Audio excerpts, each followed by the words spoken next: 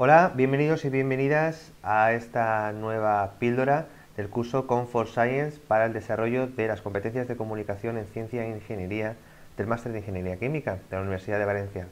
Ahora, como veis, nos vamos a dedicar a ver unas pautas comunes sobre la redacción y argumentación en informes científicos. Fijaos, estos son los contenidos: eficacia de la comunicación, estructura de la redacción, recursos de argumentación y algunos rasgos del lenguaje científico. Vamos allá. ¿Cuáles son los objetivos de la redacción y la argumentación? Cuando vayáis a escribir un informe, este debe ser claro, elegante y persuasivo. ¿Qué significa que sea claro?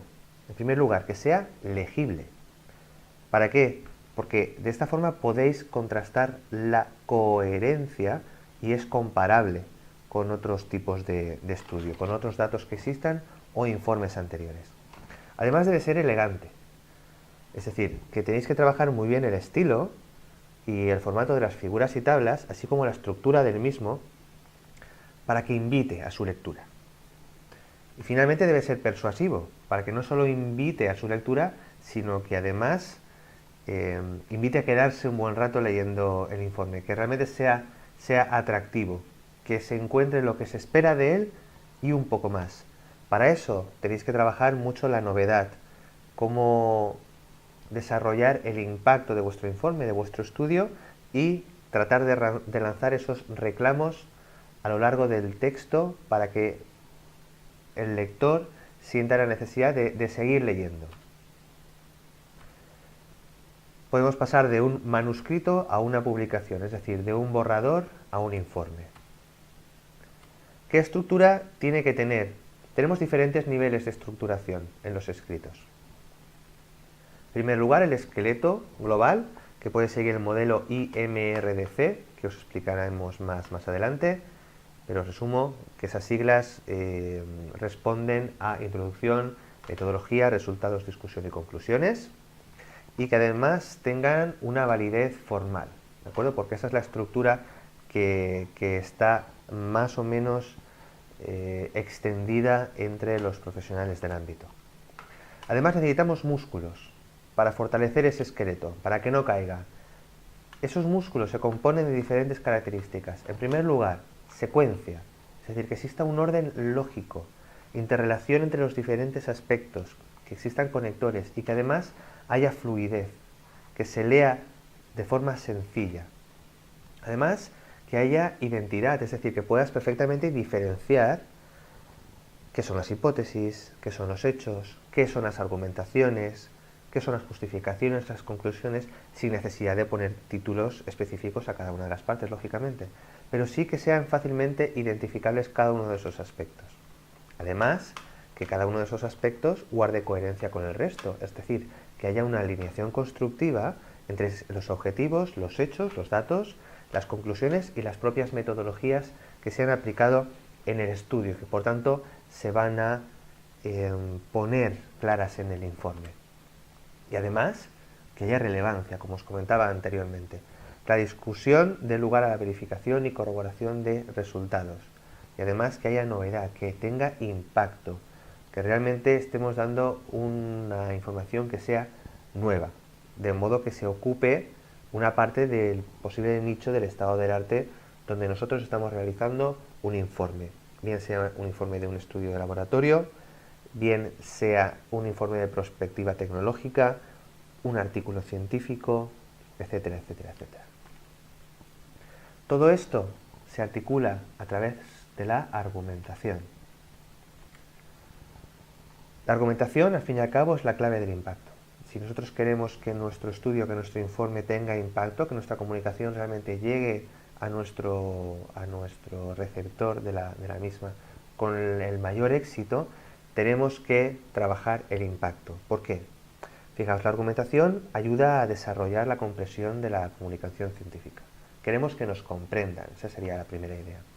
Además, permite comparar con el estado del arte o la técnica, de modo que podemos corroborar y enfatizar por qué nuestro estudio, por qué nuestra experimentación causa novedad. Para comparar tenemos diferentes formas de aproximarnos al estado del arte. A través de la confirmación, es decir, verificación o corroboración de hipótesis, a través de la refutación, que comprende un desmentido con carácter previo a la crítica, es decir, antes de que me critiquen, ya lo indicas. Aunque se esperaba de esta forma, ha ocurrido así puesto que das una explicación, de modo que no dejas un foco de sombra sobre el que se puede hacer mucha crítica. Además, trabajamos la comparación, la ejemplificación, la generalización, la causalidad, y también podemos emplear una argumentación de tipo afectiva, aunque conviene evitarse en el ámbito de la ciencia y la ingeniería, puesto que hay que ser lo más objetivos posibles y basarnos en los datos. Como os decía, fijarnos en la objetividad. ¿Qué rasgos tiene el lenguaje científico? Fijaos, uso apropiado de palabras exactas. Todo está orientado hacia la objetividad, pero nos vamos a basar en tres ejes: un eje de precisión, eje de brevedad y eje de neutralidad. Precisión, brevedad, neutralidad. Cuando nos referimos a precisión, ¿a qué nos estamos refiriendo? A eliminar la ambigüedad sintáctica y semántica del lenguaje, es decir, utilizar las palabras exactas. Además, utilizar correctamente la gramática, allá donde sea posible, sin caer en la pedantería, utilizar las formas cultas de aquellas palabras que nosotros queramos utilizar. Además, expresar y exponer claramente las ecuaciones y definir e interrelacionar con los diferentes parámetros y variables de las mismas. Cuando hablamos de brevedad, estamos basándonos en el principio de la economía del lenguaje. Si lo puedes decir con 3 palabras, mejor que con 10. Además, siempre promovemos la definición de nuevos términos que realmente dan un contexto semántico a esa innovación, a esa novedad en el estado del arte. O sea, algo que no existía tampoco tenía nombre.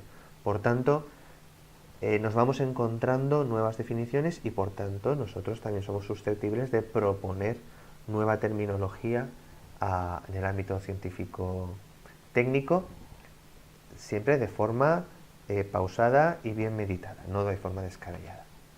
Además, se utilizan en abundancia muchos acrónimos y muchos símbolos precisamente para responder al principio de economía del lenguaje. Y por supuesto utilizar todos aquellos artefactos del lenguaje lógico y matemático. Finalmente, cuando nos centramos en el apartado, en el eje de neutralidad, hablamos de la carencia de valores y de carencia de connotaciones afectivas, así como connotaciones subjetivas. Es decir, basarse en los hechos para confrontar hipótesis y dar lugar a conclusiones. Todo ello, precisión, brevedad y neutralidad, enfocada a dar objetividad a nuestra argumentación.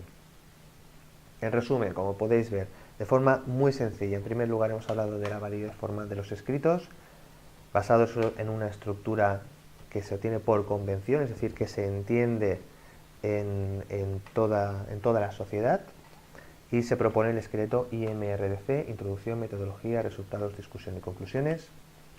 Posteriormente hemos hablado de los músculos de la redacción: secuencia, identidad, coherencia y relevancia. Y después hemos visto cómo la argumentación se basa en la confirmación, es decir, en la suma de la verificación y la corroboración para ofrecer objetividad. ¿Y esta objetividad en qué ejes se basa? En el eje de precisión, de brevedad y de neutralidad. Al final, idea, lo que habíamos hablado al principio, que el informe debe ser claro, elegante y persuasivo para tener la mayor capacidad de impacto y de comunicación. Espero que os haya resultado interesante. No olvidéis contestar el cuestionario que os va a llevar 2 minutos. Muchas gracias. Nos vemos en la siguiente. Hasta luego.